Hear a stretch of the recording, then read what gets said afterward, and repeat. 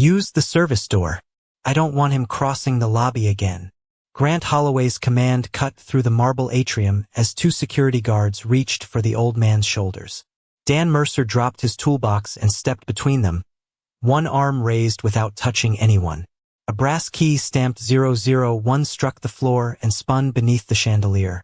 At the far elevators, hotel owner Evelyn Hart turned toward the sound. "Don't let them take it," the old man whispered. 3 hours earlier, the Hartwell Grand had smelled of lemon polish, expensive perfume, and the faint electrical heat that gathered behind its gold-paneled walls. Dan was kneeling beside an open service cabinet near the east elevators, replacing a damaged relay while guests crossed the lobby without looking at him. His navy maintenance shirt was clean but faded at the elbows, and the old watch beneath his cuff had belonged to his wife. He checked it twice. Lily's school would send her appointment reminder that afternoon, and he could not afford to miss another call. A soft scraping sound reached him through the hum of the ventilation system. It did not belong to the machinery. Dan looked past the decorative palms and saw an elderly man standing just inside the revolving doors, one hand gripping the back of a wooden chair. His coat was old enough to shine at the seams. Melted rain darkened the shoulders, though the sky outside had already cleared. The man's breathing came shallow and uneven. A young bell attendant approached, hesitated, then glanced toward the front desk instead of offering help. Grant Holloway arrived moments later with the smooth expression he used whenever investors were nearby. "Good afternoon, sir," he said, his voice warm enough for the watching guests. "Are you meeting someone?" The old man looked toward the grand staircase as though he had forgotten the question. "I only need to sit for 5 minutes." "Of course." Grant's smile remained fixed. "We have a public seating area across the street." Dan watched the old man's fingers tighten around the chair. The knuckles had gone pale. "That chair is empty," the man said. Grant lowered his voice. "It is reserved for registered guests." 2 leather sofas stood vacant less than 20 feet away. Dan closed the service cabinet and rose. He did not know the man's name. He did not know why the old chair seemed to matter to him. He only knew the man's knees were beginning to shake. "Sir," Dan said gently, approaching from the side, "let me steady that for you." He placed one hand on the chair so it would not slide and offered the other without grabbing the man. The old man studied Dan's name badge before accepting. "Thank you, Daniel." Grant's eyes sharpened at the familiarity. "Mercer, return to your assignment." Dan felt the warning beneath the polite tone. He also felt the old man's weight shift suddenly against his arm. "He needs to sit down. Security can handle it." Grant lifted 2 fingers toward the guards near the entrance, still smiling for the guests. "We are simply protecting the experience of everyone in the hotel." The old man reached inside his coat, perhaps for identification, but his hand trembled. Something metallic slipped from his pocket. Dan caught it before it fell. It was heavier than a modern room key, worn smooth along its edges, with a small rose cut into the brass. When he turned it beneath the lobby light, the number on its face came into view, 001. The brass key rested in Dan's palm, cold and unexpectedly heavy, its worn number catching the chandelier light as Grant Holloway looked down at it with a flicker of irritation. "Give that to security. It belongs to him." "That has not been established." The old man reached for the key, but his fingers shook before they reached Dan's hand. Around them, the lobby continued pretending nothing was wrong. Crystal glasses touched silver trays with delicate clicks. A floral diffuser pushed the scent of white tea through air already thick with perfume and floor polish. Near the revolving doors, rainwater gathered beneath Arthur's worn shoes in 2 dark crescents. Dan closed his fingers gently around the key so it would not fall again. "Sir, is this yours?" The old man nodded once. "Room 1. Grant's smile tightened. "There is no room 1. Arthur looked past him toward the sweeping staircase, his expression not confused, but wounded. There was. A few guests turned their heads. Grant noticed immediately. He shifted half a step, placing his body between Arthur and the investors gathering near the lounge. His voice became softer, almost compassionate. "Mr. Mercer, this gentleman may be disoriented. The safest thing is to let trained personnel manage the situation. He asked for a chair, and we are trying to assist him appropriately." Across the street? Grant's eyes cooled, though his smile remained. The quiet around them sharpened. Somewhere behind the front desk, a printer began feeding out paper with a dry mechanical rhythm. Grant glanced toward it, then back at Dan's faded navy uniform, the scuffed toes of his work boots, and the grease shadow still caught beneath one thumbnail. "You repair wiring," he said. "You do not determine guest eligibility." Dan felt the old man sway beside him. He slipped one hand beneath Arthur's elbow and steadied him without pulling. "I know when someone is about to fall." Grant turned to the guards.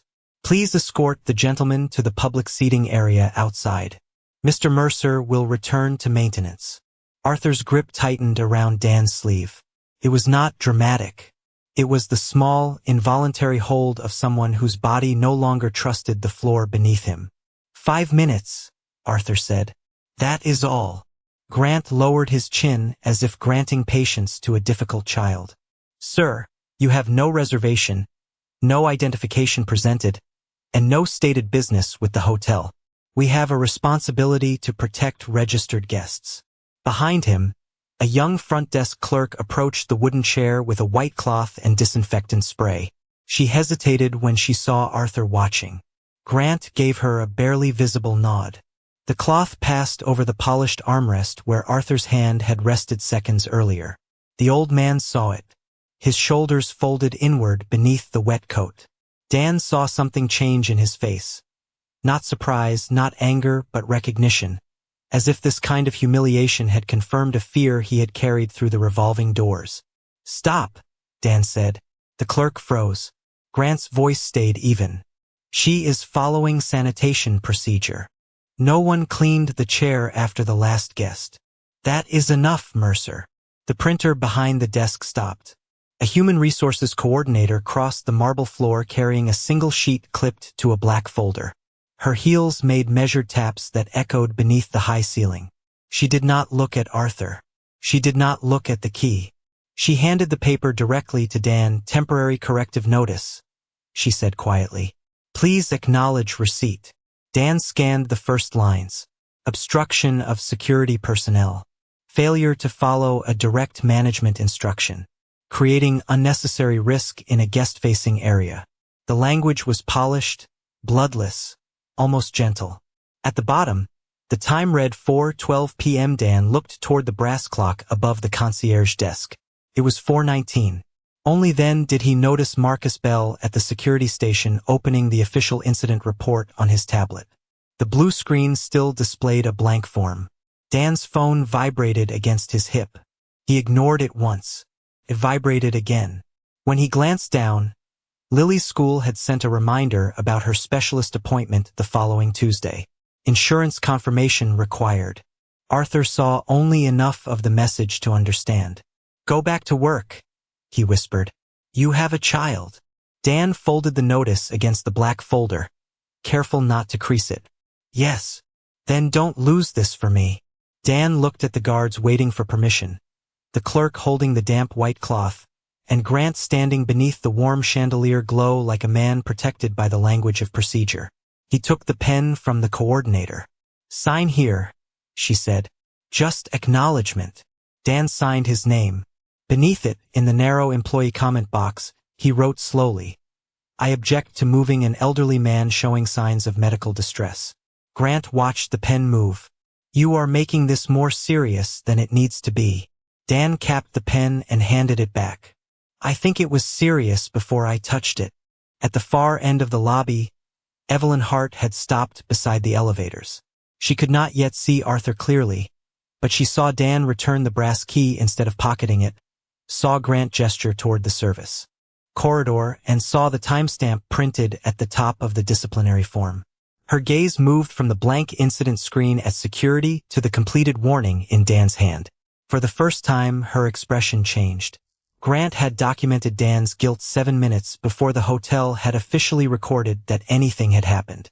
For 7 quiet seconds, Evelyn Hart said nothing. Her eyes moved from the unfinished incident report glowing blue on Marcus Bell's tablet to the completed disciplinary notice in Dan Mercer's hand, then to Grant Holloway, who was already turning toward the investors with the practiced calm of a man who believed the room belonged to him. Dan did not see her watching. He was looking at Arthur. The old man's breathing had grown shallower, and a faint tremor moved through the hand holding the brass key marked 001. "Let me sit down," Arthur said. "We can arrange appropriate seating outside," Grant replied. "That chair is available. That chair is part of the lobby presentation." The words landed softly, professionally, and with more cruelty because of it. Dan looked toward the old wooden chair. The young clerk still stood beside it with the white cleaning cloth folded over one wrist.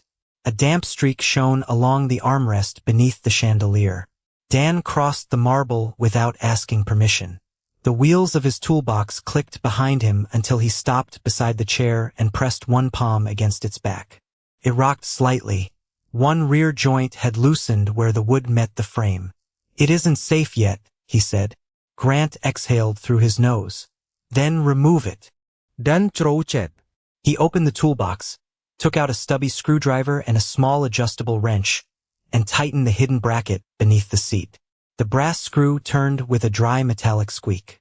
No one applauded.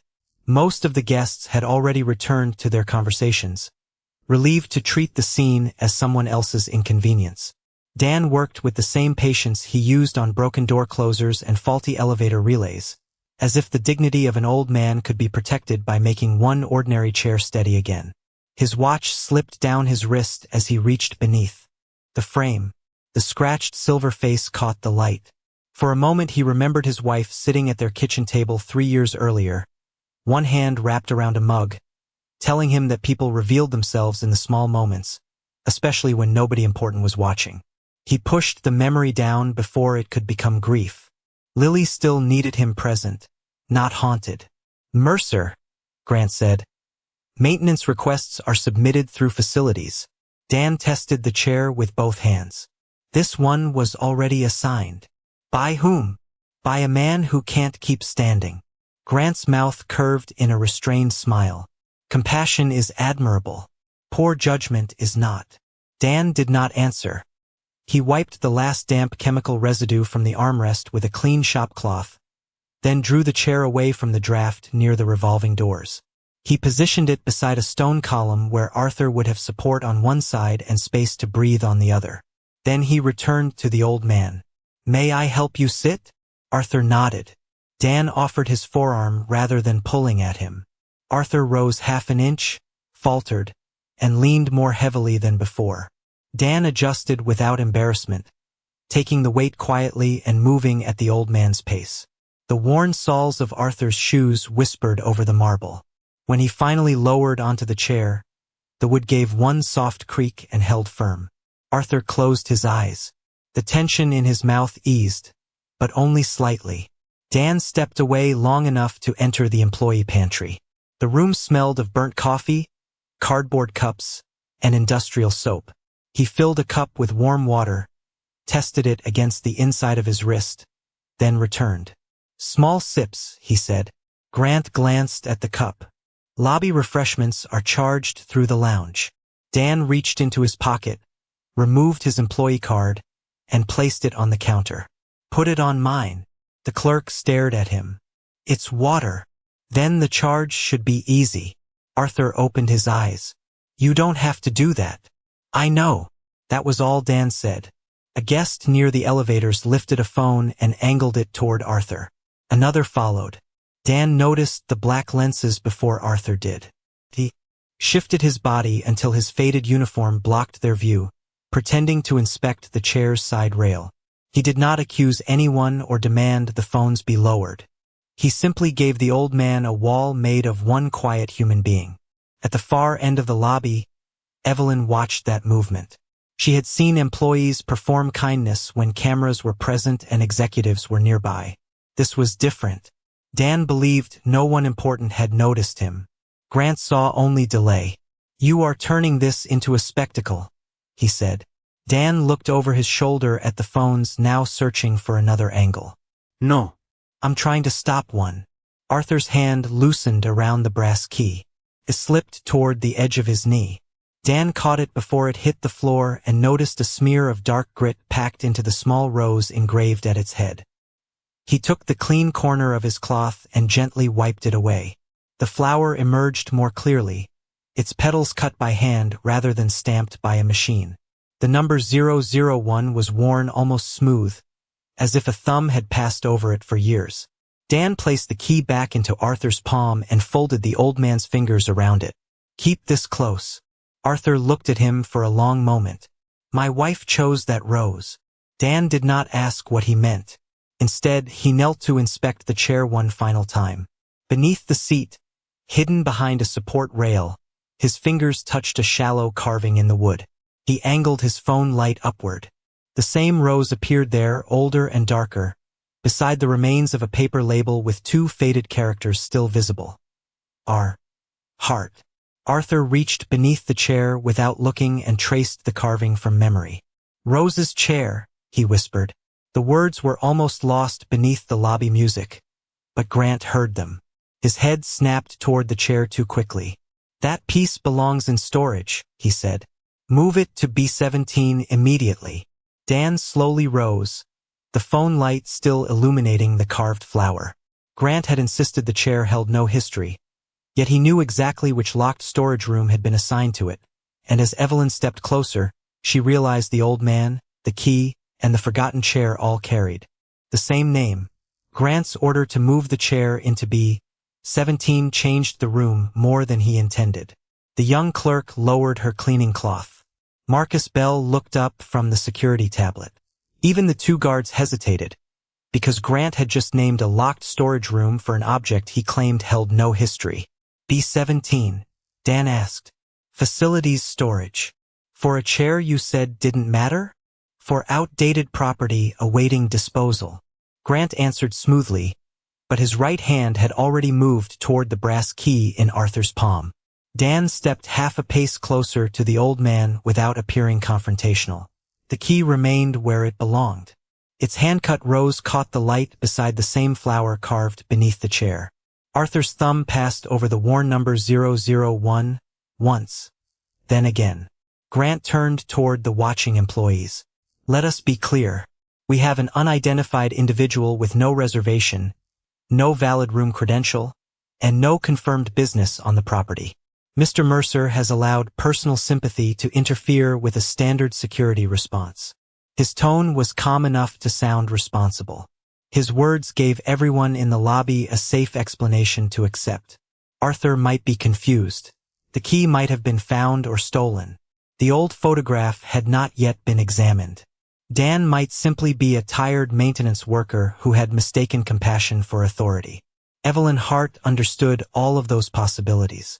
She had spent years listening to people build false certainty from incomplete evidence, and she would not reverse Grant's decision merely because the scene looked cruel.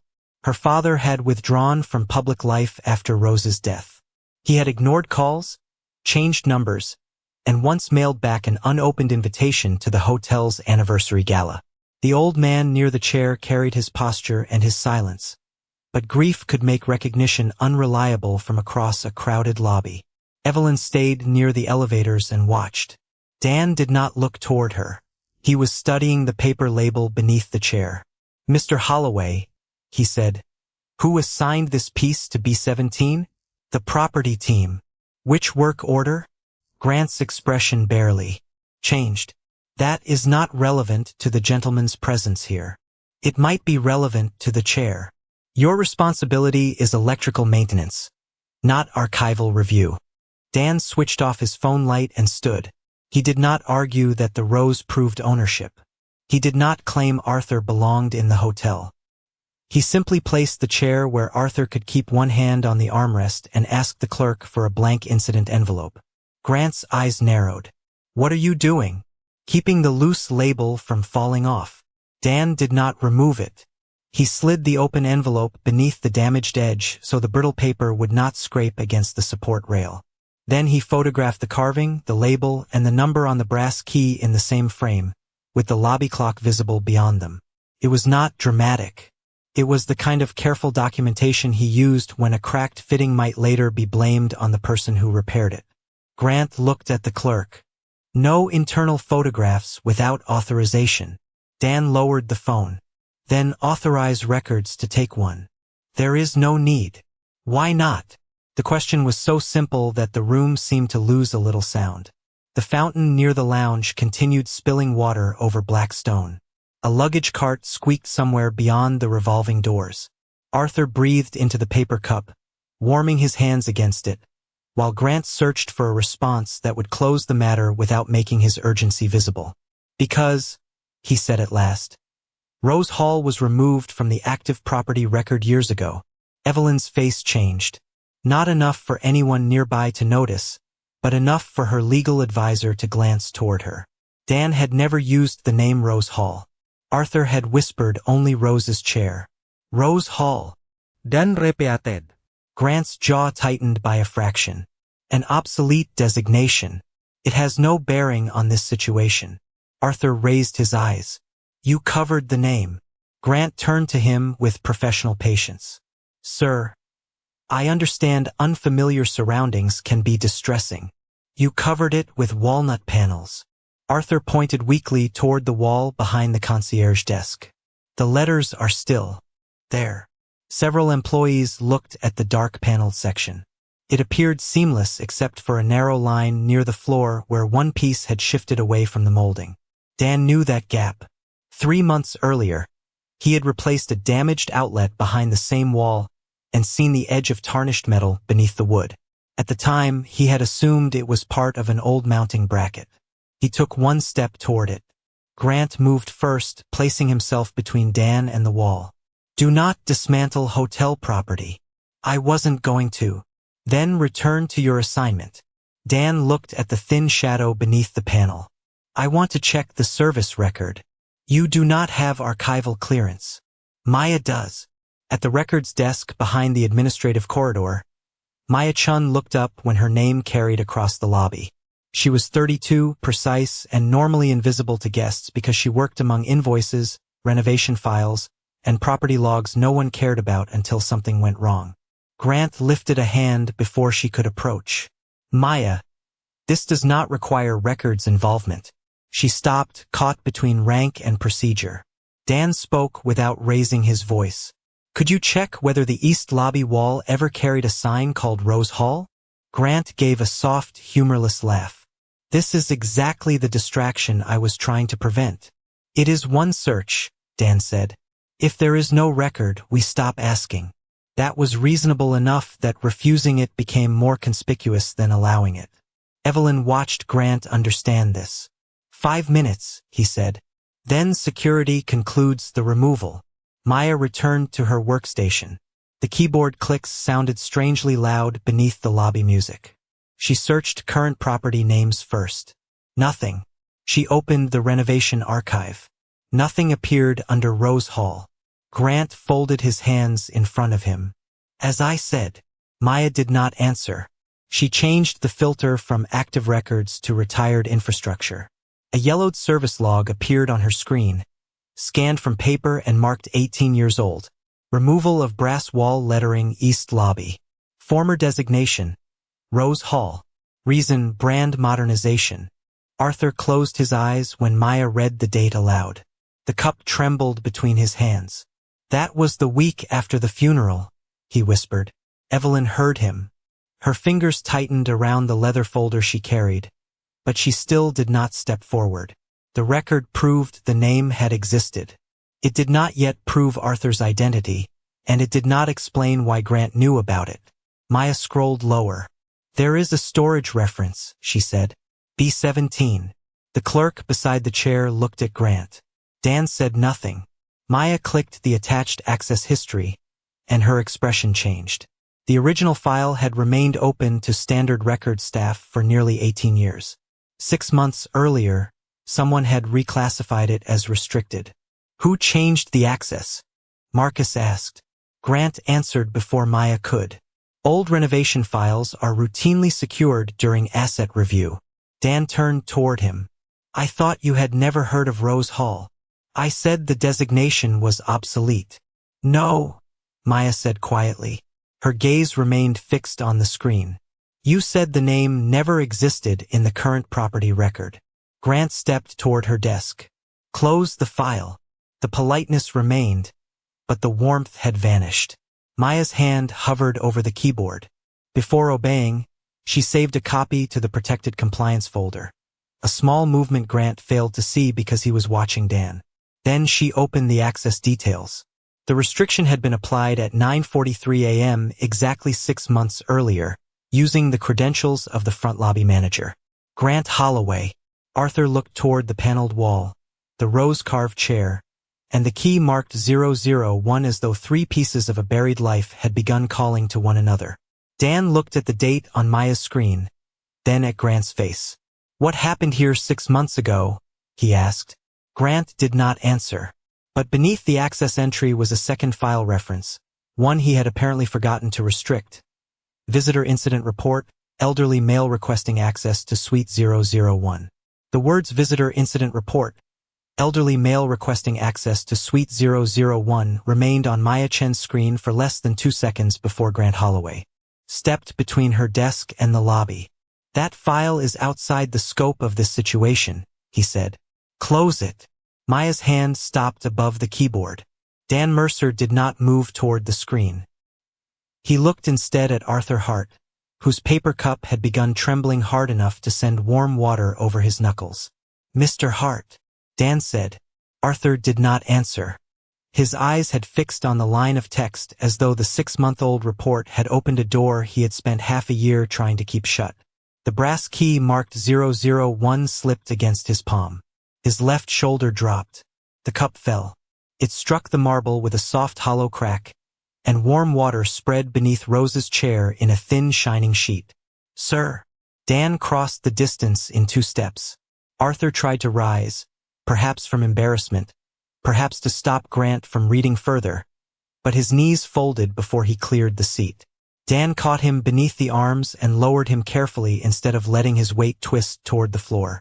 Call medical. We can move him to the service lounge, Grant said. Call medical now. Mr. Mercer, we cannot create panic in front of the investor group. Dan knelt beside Arthur, one knee darkening in the spilled water. The old man's breath came short and uneven. His left hand rested strangely open against his thigh, fingers slow to close when Dan asked him to squeeze.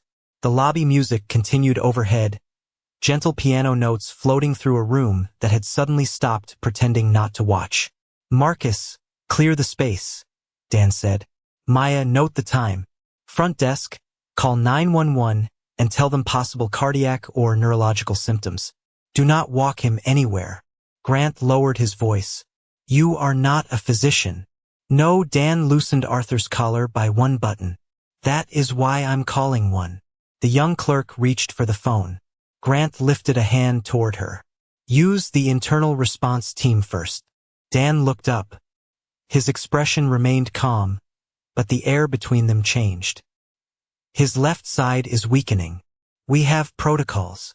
Then follow the one that protects him. 3 sentences. No shouting. No performance. Then only the faint rush of the ventilation system. The chemical scent of spilled disinfectant still clinging to the chair, and Arthur's wedding ring tapping softly against the marble as his hand trembled. The clerk picked up the phone. Grant did not stop her a second time. Dan slid his folded maintenance jacket beneath Arthur's head and asked him simple questions. His name, the day of the week, the woman in the photograph that had slipped halfway from his coat pocket when he fell. Arthur's eyes moved toward it but would not focus.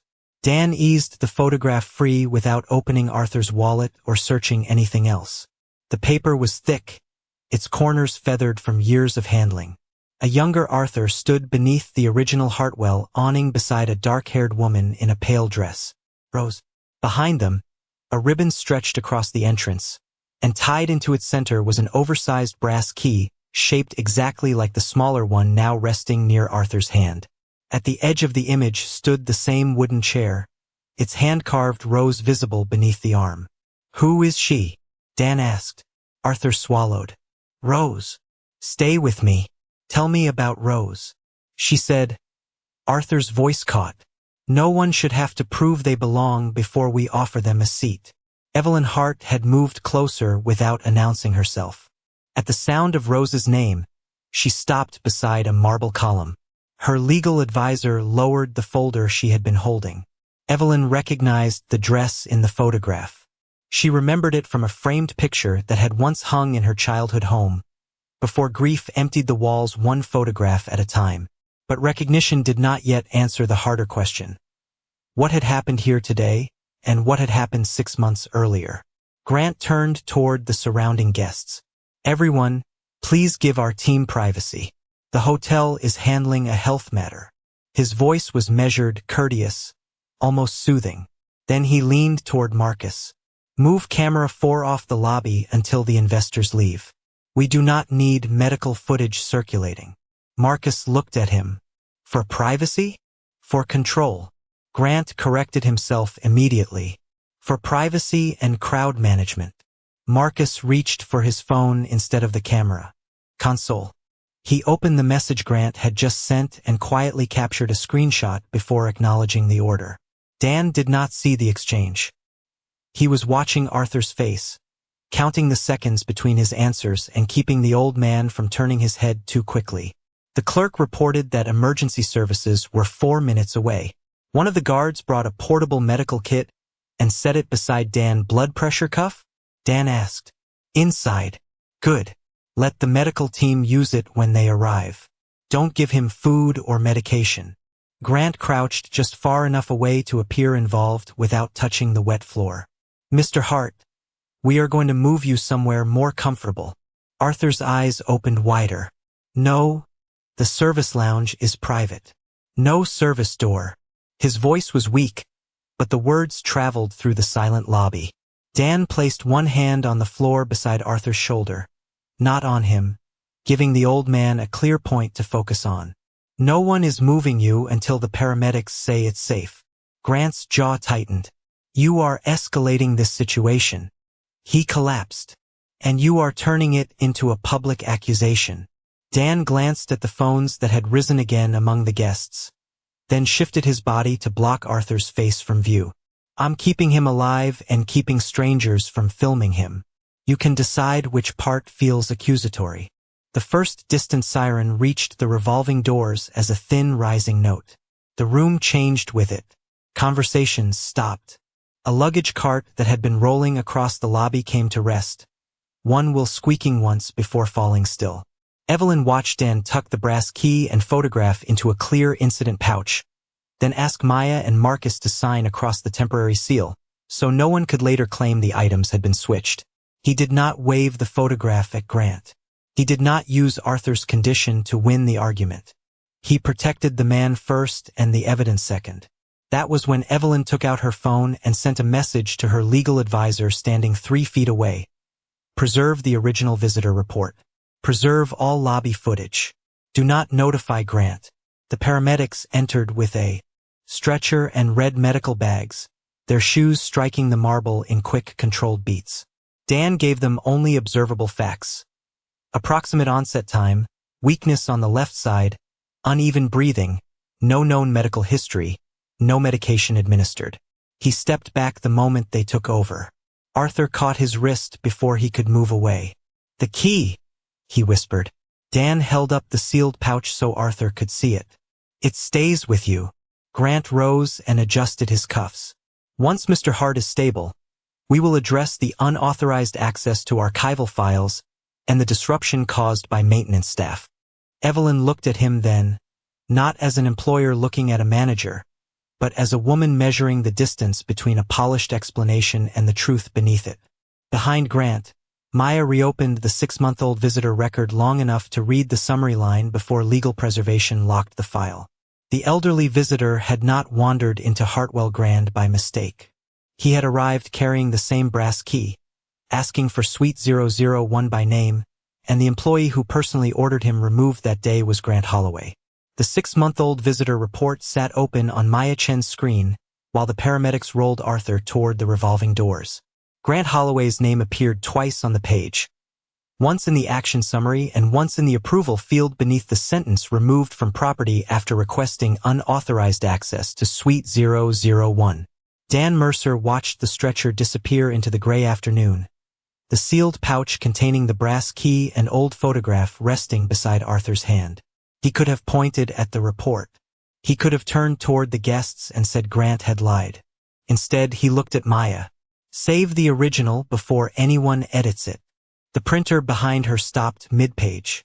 The lobby seemed to inhale. Grant adjusted one silver cuff link and stepped closer to the records desk. That report contains confidential security information. Then legal should preserve it, Dan said. Not lobby staff. You are no longer involved in this review. I was named in a corrective notice before the incident report existed. Grant's eyes flicked toward the folded warning still in Dan's hand. The movement lasted less than a second, but Evelyn Hart saw it. She had moved away from the investors and now stood beside her legal advisor, Claire Monroe, beneath the dark glass of a decorative wall panel. Her reflection looked composed. Her hand around the leather folder did not. Claire's phone vibrated once. She read the confirmation from corporate records, then angled the screen toward Evelyn. Arthur J. Hart had been listed on the original incorporation documents of Hartwell Hotel. The entry had been archived, not deleted. Evelyn already knew what the record would say. What she had not known was that her father had returned 6 months earlier and had been removed before anyone told her. Open the asset records for Suite 001, she said quietly. Grant turned at the sound of her voice. For the first time that afternoon, the polish in his expression cracked. Not enough to become fear. Only a faint tightening at the corners of his mouth. Ms. Hart, I was not aware you had joined us. That appears to be a pattern today. She did not identify Arthur as her father. She did not accuse Grant. She simply looked at Maya's screen. Show me the original files. Grant moved quickly to reclaim the tone of a competent manager assisting his employer. Of course. Though I should warn you, the situation has been complicated by an employee acting outside his authority and by an elderly visitor whose condition may have affected his recollection. Then records should make this simpler. Grant's gaze shifted toward Dan's Navy uniform. This should be handled privately. Evelyn looked past him to the employees, security officers, and guests still gathered around Rose's chair. It became public when security was ordered to remove a sick man through a service corridor. A silence followed, thin and sharp. Dan did not mistake Evelyn's words for trust. She was not defending him yet. She was testing the evidence against the story Grant had built. Maya opened the retired asset registry. The first result showed Suite 001 as inactive. The second showed its original lock assembly removed 6 months earlier under a maintenance. Authorization approved by the front lobby manager. That is unusual, Claire said. Why would a lobby manager authorize work on a retired suite? Grant folded his hands. The old lock presented a liability. We were preparing the space for future restoration. Dan leaned toward the monitor without touching it. The service entry listed no restoration project number, no contractor, and no replacement hardware. Where did the lock go? He asked. Grant looked at him as though the question itself were insubordination. Facilities disposed of it. Dan shook his head once. Facilities disposal requires 2 signatures and a weight receipt for brass hardware. He did not say it proudly. He said it because he had hauled enough discarded fixtures through the loading dock to know the paperwork. Maya opened the disposal tab. It was empty. The only attachment was a scanned invoice from Heritage Metalworks, dated 12 years earlier. Restoration of original guest key, serial HWH 001A, customer, Arthur J. Hart. The invoice bore a narrow handwritten note at the bottom. Preserve Rose engraving. Original family piece. Grant exhaled slowly. A common name on an old invoice does not establish that the visitor owns the hotel. No one said it did, Dan replied. It establishes the key wasn't found on the sidewalk. Evelyn's gaze settled on him. He was not reaching for the largest conclusion. He was protecting the smallest fact that could be proven. Claire requested the original scan from Heritage Metalworks. A reply arrived within minutes. The invoice number was valid, payment had come from an account historically connected to Hartwell Holdings, and the shop still retained a photograph of the key before restoration. The image loaded on Maya's screen. The same worn number. The same hand-cut rows. The same small nick near the lower edge that Dan had seen when he wiped the dirt from it. No one spoke for several seconds. The afternoon light shifted through the glass entrance and stretched the reflection of the chair across the marble. The white cleaning cloth remained folded on its arm like an accusation no one had removed. Grant reached into his jacket and silenced his phone when it began to ring. A line of perspiration had appeared near his temple. "We have now established that the gentleman possessed an old hotel artifact," he said. "That does not excuse unauthorized access or Mr. Mercer's refusal to follow instructions." Marcus Bell approached from the security station carrying a tablet. "There is another issue." Grant's eyes hardened. "Not now, Marcus.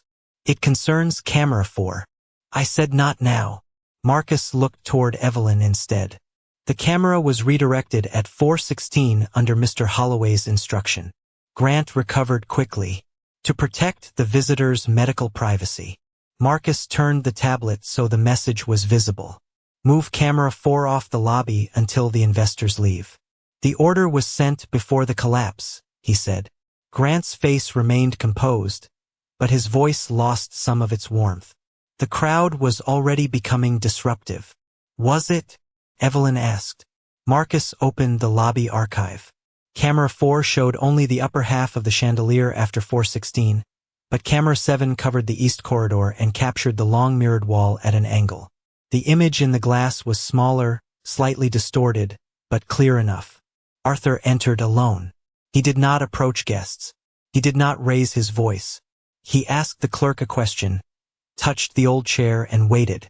Grant arrived, spoke to him, and signaled security before Dan ever left the service cabinet. The recording had no clean audio. The fountain and lobby music buried most of the words. Grant seized on that immediately. This proves nothing about what was said.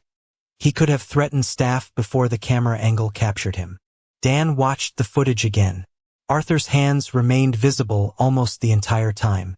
One held the chair. The other stayed inside his coat until he reached for the key. "He didn't threaten anyone with his hands," Dan said. "You cannot hear his words." "No," Dan pointed to the time code.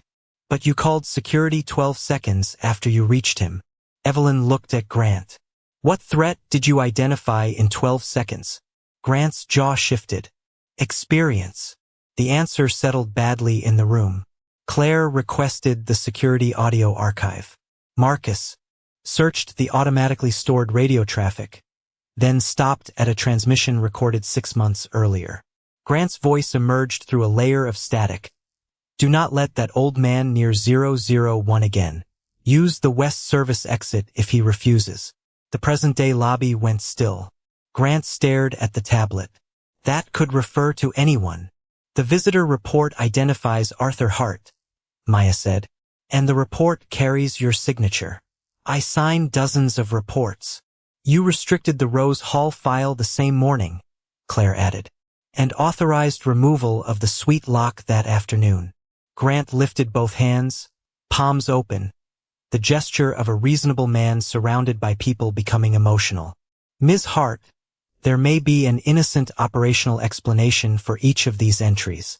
I suggest we move this discussion upstairs before employees and guests misunderstand incomplete information." Evelyn did not answer him immediately. She looked at Rose's chair, the faded label beneath it, the photograph now traveling with Arthur, and the empty space where the brass key had rested in Dan's palm. Then she looked at Dan. "What would you do?"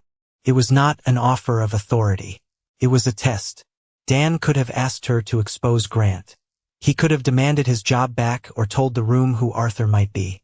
Instead, he folded the disciplinary notice along its original crease. "Preserve everything. Keep Mr. Holloway away from the records. Let legal verify the chain before anyone makes a public accusation." Grant gave a quiet scoff. Now the maintenance man is directing corporate procedure.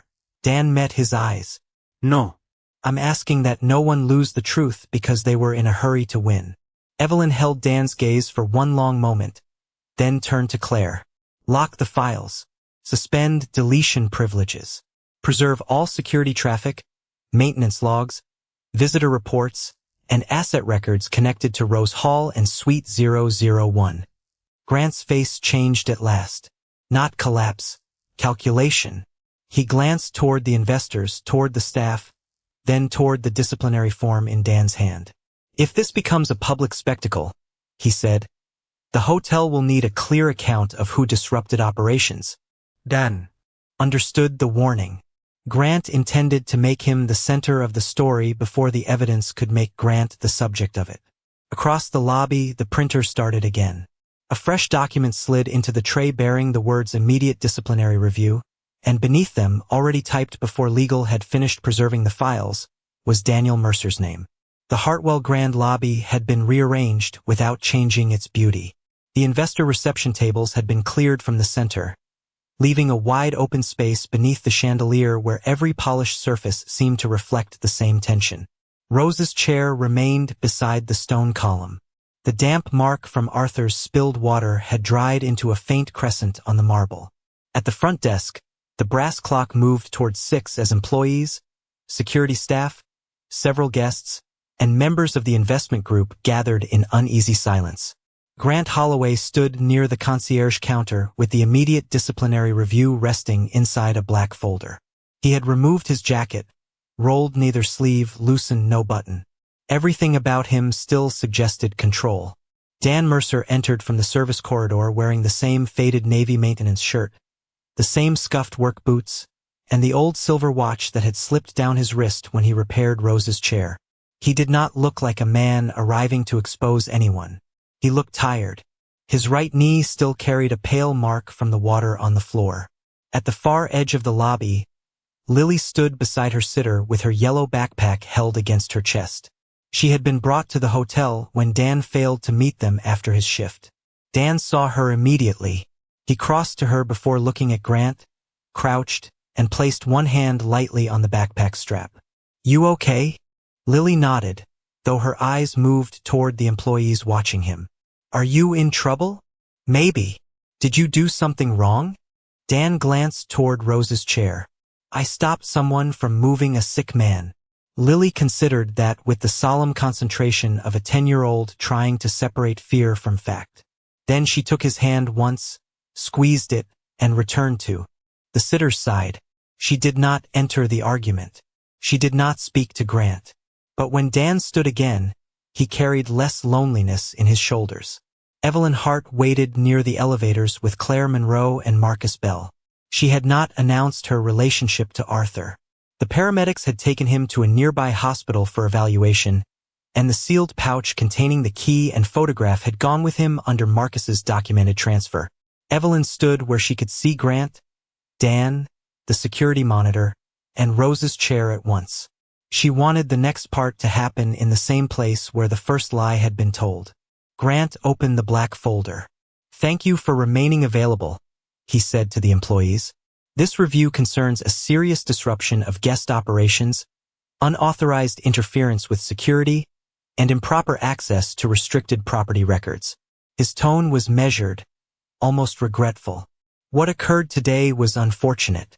Compassion is valuable, but compassion without procedure can place guests, employees, and the hotel itself at risk." Several investors nodded slightly. Grant continued.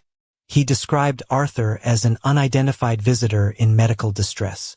He said Dan had obstructed security, encouraged records staff to exceed their access, and created a public spectacle that endangered privacy. He did not call Dan dishonest. He called him overwhelmed. He did not accuse him of malice. He suggested that financial stress and concern for his daughter may have affected his judgment. The cruelty was hidden beneath concern. "Mr. Mercer is a hard-working employee," Grant said. "But hard work does not replace authority, training, or policy." He lifted the disciplinary form. "Effective immediately, he is suspended pending review." For a moment, The explanation seemed to settle across the lobby. It was orderly. It was plausible.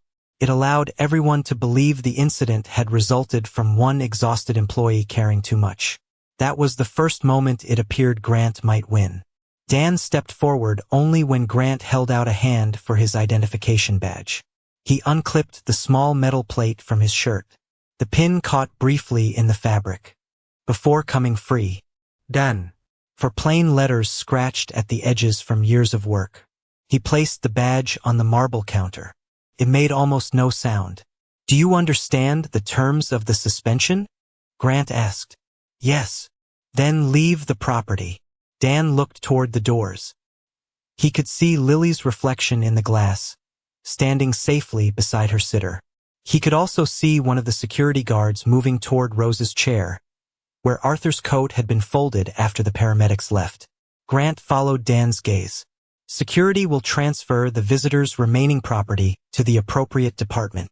Medical cleared the coat to remain with his documented belongings, Dan said. "You are suspended. That does not change the transfer record." Grant's expression remained polite.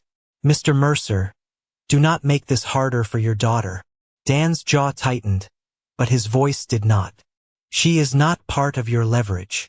The lobby went quiet enough for the air system to become audible. Grant lowered the folder. "Then demonstrate responsible judgment and leave." Dan turned as if he might obey. The guard reached for Arthur's coat. Dan stopped. "Has the hospital confirmed he can authorize a property transfer?" "This is no longer your responsibility. It is still his property."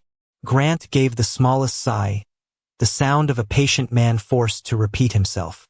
"We are protecting the hotel from an unverified claim." Dan looked at Marcus. "Was the coat listed in the medical handoff?" Marcus nodded. "Yes." "Then it stays sealed until Arthur or hospital staff signs for it." The guard withdrew his hand. Grant's smile thinned. "This is exactly the conduct under review." Dan met his eyes.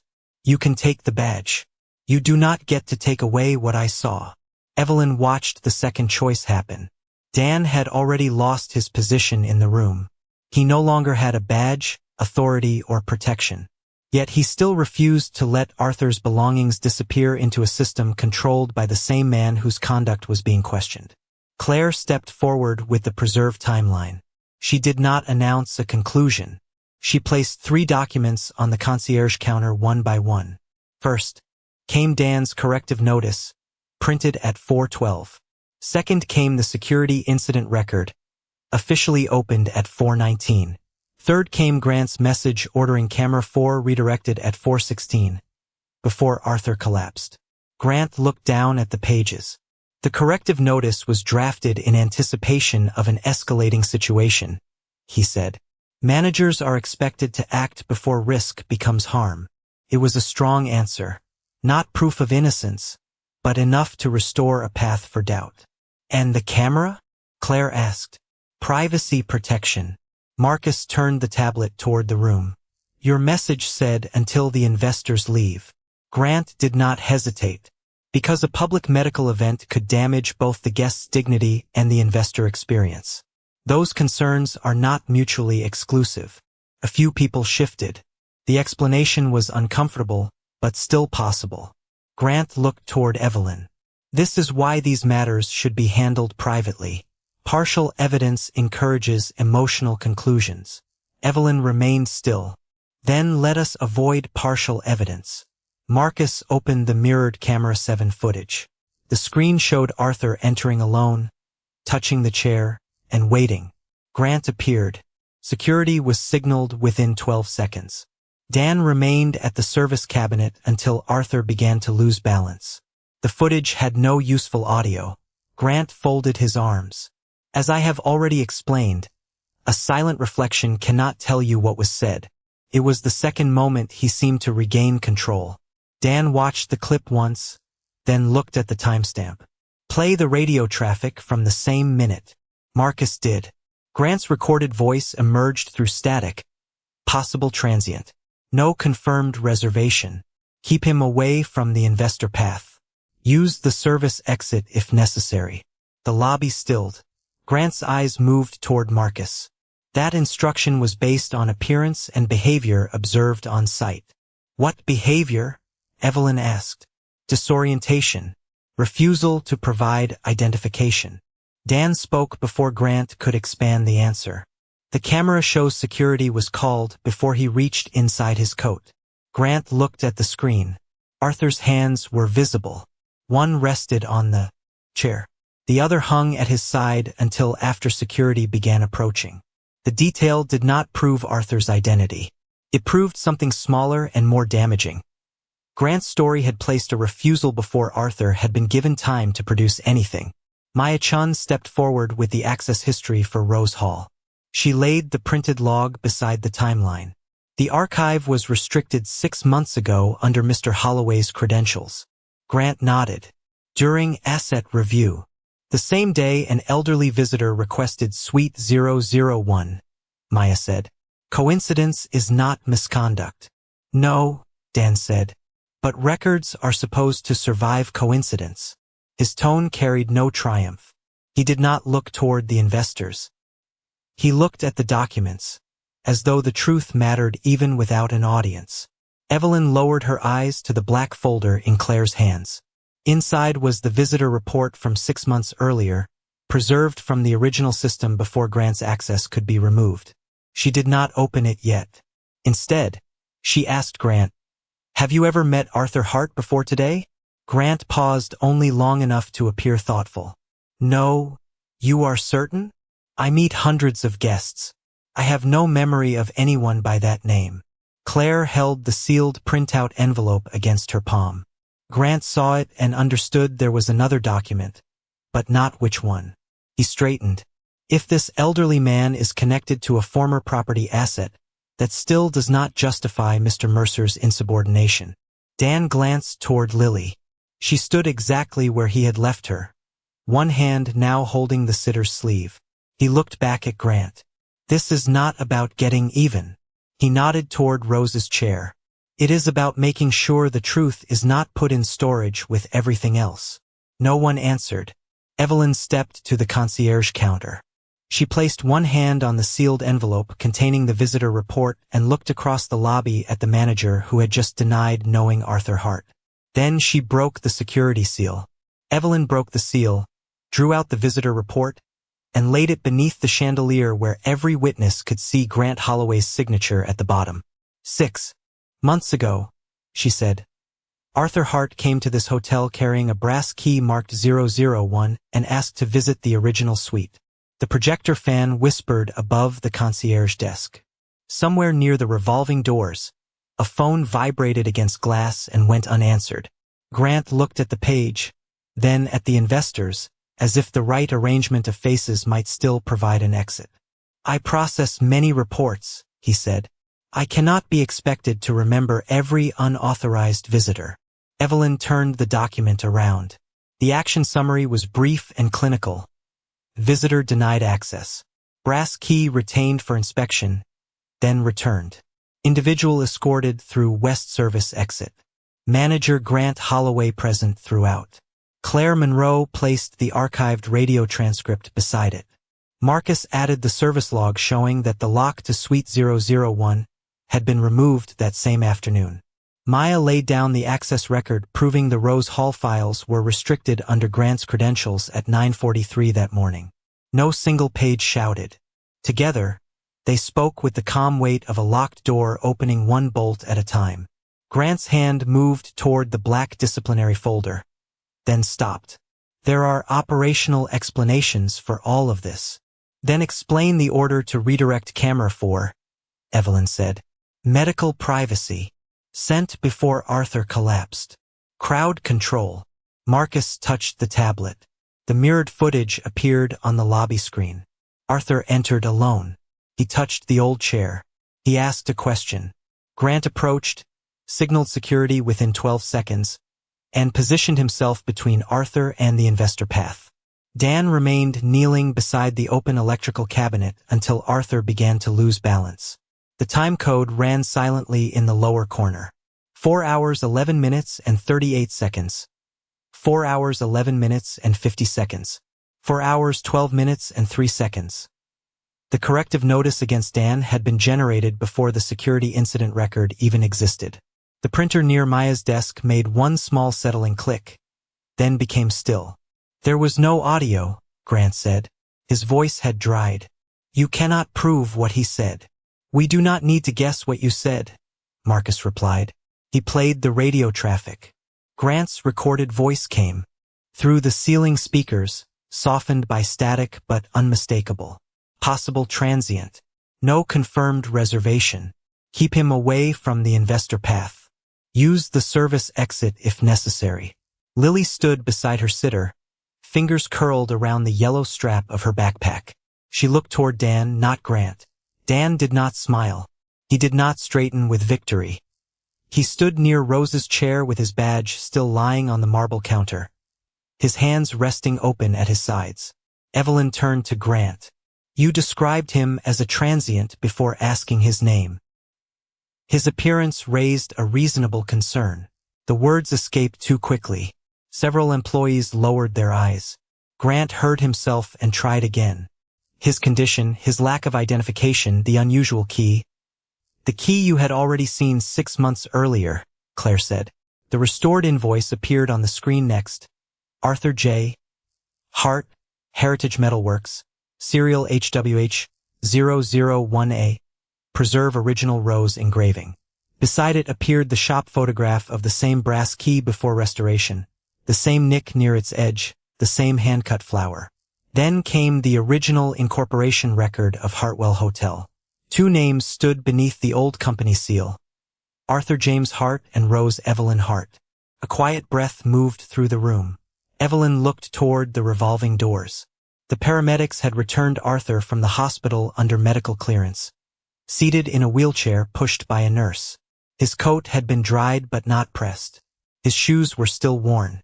The sealed evidence pouch rested on his lap, the brass key visible through the clear plastic. Arthur's face looked pale, but his eyes were steady. No one announced him.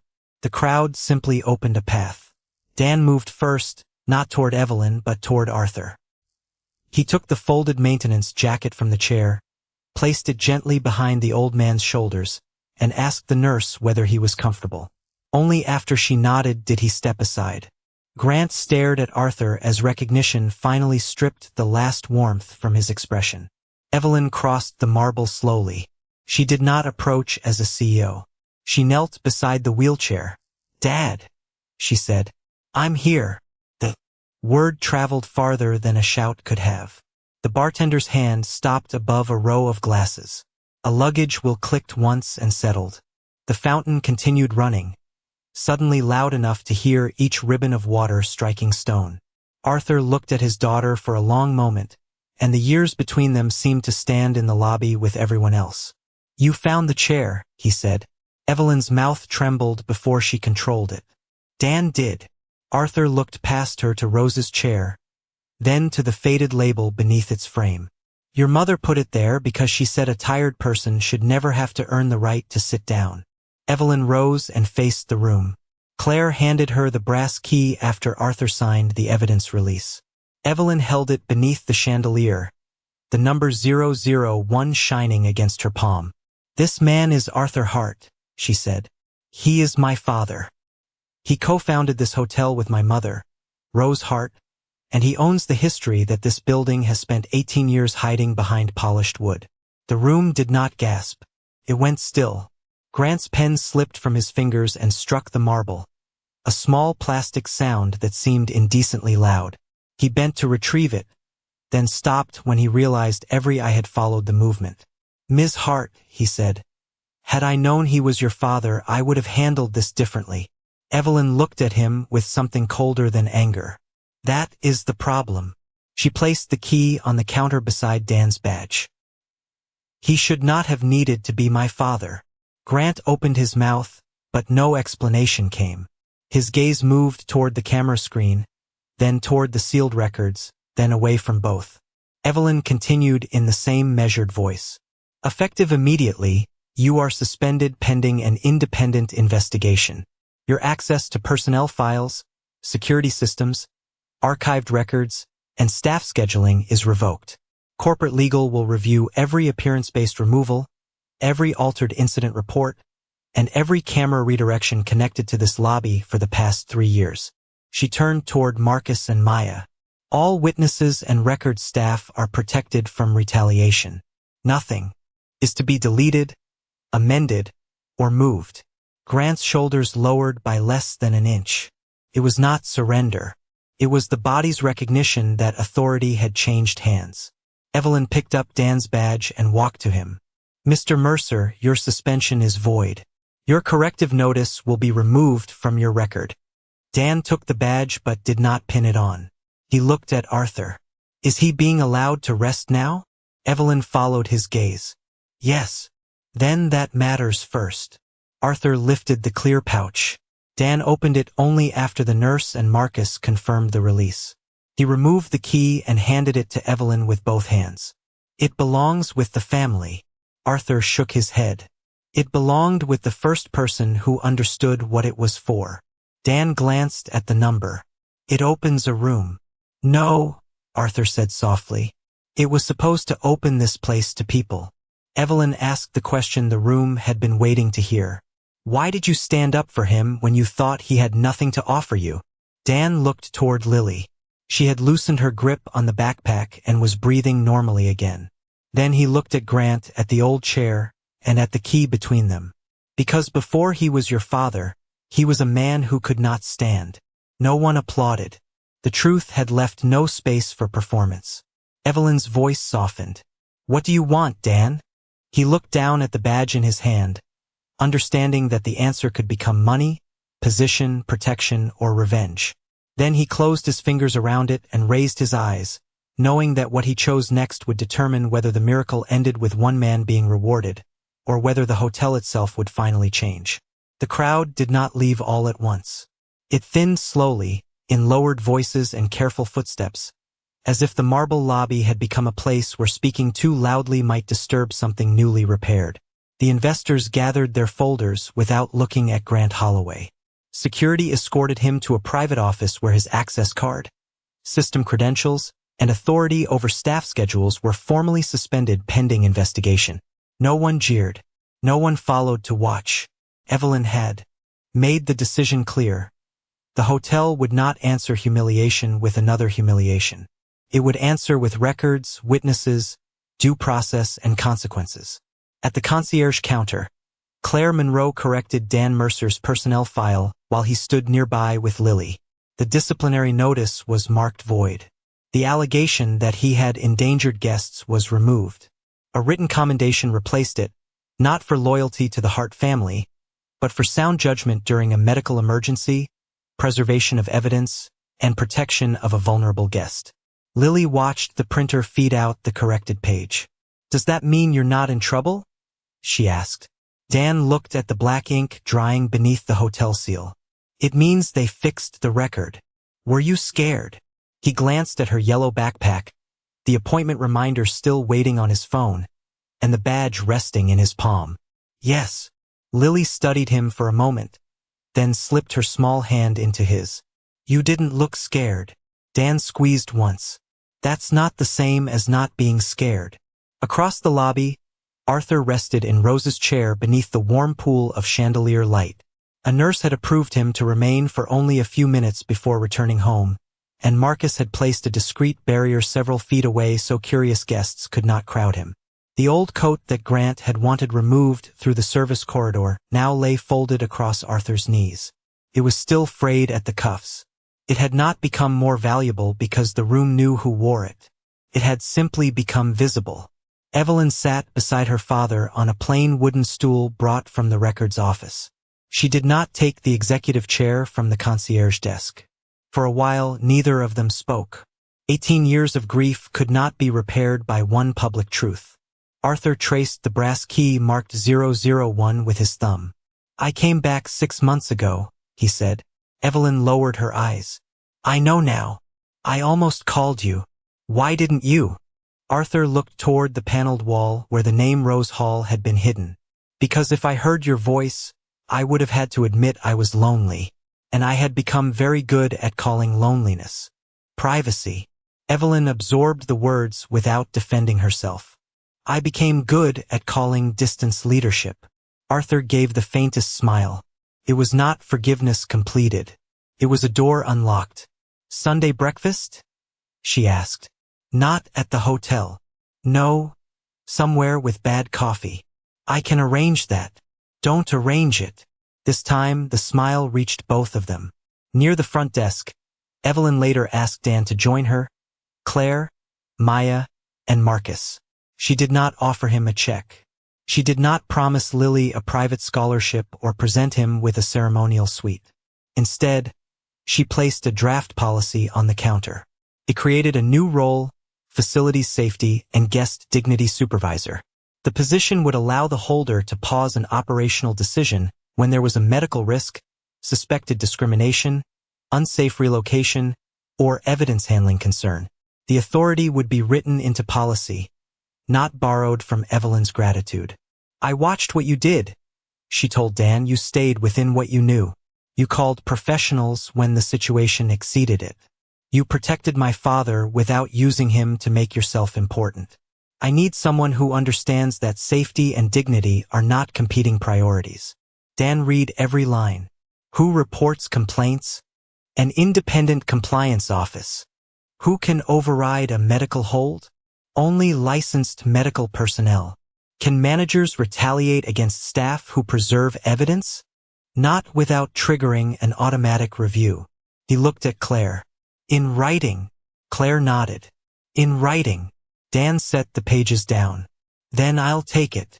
Evelyn's expression softened. Because it is a promotion? Because the next person may not have a key with a famous name on it.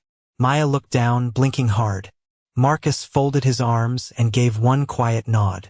The young desk clerk who had wiped Rose's chair approached later with the white cloth still tucked into her apron. Her name was Elena Ruiz. She stood in front of Arthur with tears gathered but not falling. I'm sorry, she said. I knew it was wrong. I was afraid I'd lose my job. Arthur did not tell her fear excused everything. He did not shame her either. What will you do? Next time. Elena swallowed. Ask why. And refuse if the answer is someone's clothes. Evelyn assigned her to retraining and a 6-month review under a different supervisor. It was not a clean pardon. It was a second chance with responsibility attached. Maya and Marcus received written protection against retaliation. The investigation into Grant expanded to include prior removals based on appearance, altered incident summaries, and unexplained camera changes. The hotel announced the review publicly and invited former guests and employees to submit records through an outside firm. Justice moved more slowly than humiliation had, but this time it moved in the right direction. The following morning, the walnut panels were carefully removed from the east lobby wall. Tarnished brass letters emerged beneath years of dust. Rose Hall. Arthur stood beside Evelyn while the restoration crew cleaned each letter by hand. Then father and daughter walked together to Suite 001. The original lock was gone, but the frame still carried the faint outline of its brass plate. Evelyn inserted the restored key into a temporary display mechanism connected to the archive cylinder. It turned with one small click. Inside, the suite smelled of closed wood, linen, and time. On the wall near the window hung a narrow plaque in Rose's handwriting. Hospitality begins when no one important is watching. Arthur touched the words but did not cry. Evelyn stood beside him, close enough that their shoulders nearly met. Later, the key was placed in a clear case near Rose's chair. The label did not mention its appraised value. It read, "The first key opened a room." The promise behind it was meant to open every door. Dan returned for his next shift wearing his old Navy uniform because the new one had not yet been ordered. He polished the scratched badge with the corner of a shop cloth and pinned Dan above his pocket. His toolbox rolled behind him across the same marble where the key had first fallen. It no longer looked like evidence that he belonged beneath everyone else. It looked like what it had always been, the weight of honest work carried without apology. Lily walked beside him on her way to breakfast with the sitter. When they passed Arthur, she gave the old man a small wave. Arthur raised the brass key from inside its display case with his eyes, then tapped 2 fingers against his heart. Evelyn watched Dan stop to tighten one loose screw beneath Rose's chair before continuing toward the service corridor. No photographers remained. No investors were watching. No one applauded. The lobby simply grew quiet in a different way than before. Not the silence of shock, but the stillness of people finally understanding that dignity had never arrived with the CEO, the old documents, or the famous family name. It had been there from the beginning, waiting in a worn coat, a steady chair, and the hands of a tired father who chose to hold someone up before the world decided he was worth seeing.